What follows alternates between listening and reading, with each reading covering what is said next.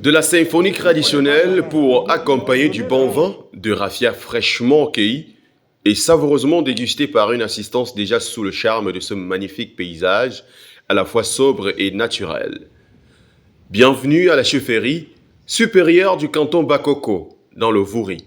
Les portes du Palais Royal se sont ouvertes en cet après-midi pour sceller l'union entre deux peuples frères.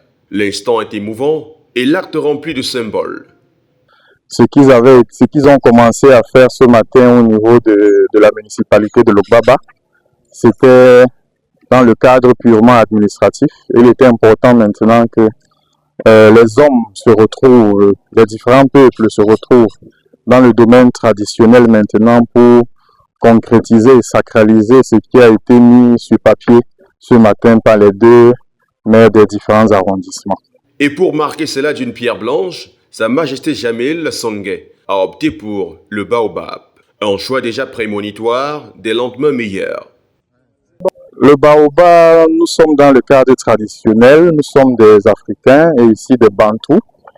Nous connaissons toute la symbolique que le baobab représente. Ça représente la résilience, ça représente la force et ça représente surtout la croissance.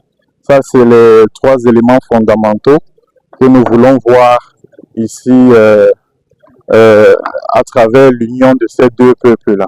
Tout ce que nous avons fait aujourd'hui, les générations après nous puissent bénéficier et manger des fruits. Pour les deux élus locaux, impossible de rêver mieux, surtout que la décentralisation, c'est aussi la préservation des richesses culturelles et ancestrales. En Côte d'Ivoire, vous savez, c'est une histoire de très longue date. La Côte d'Ivoire, le Cameroun, que ce soit en sport ou en diplomatie, c'est un pays frère. Mais vous savez que il y a toujours la bagarre entre deux frères. Hein? Parce qu'il y a un qui veut être au-dessus de l'autre. Et c'est ça la vie. On ne peut pas refuser. Mais nous avons toujours accepté nos frères ivoiriens. On continuera toujours à les accepter et les encourager. Et comme un symbole, cette bénédiction se déroule au village d'une icône vivante du sport roi en Afrique et grand artisan de la saine rivalité qui existe entre la Côte d'Ivoire et le Cameroun. Elle est divine et puis on a dit tout à l'heure qu'un peuple sans culture est un peuple sans âme.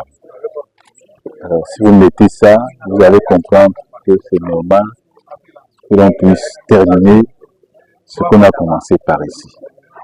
Je voudrais vraiment les remercier pour le conseil à nous prodiguer et surtout pour sa bénédiction. En tant qu'Africains, nous y croyons.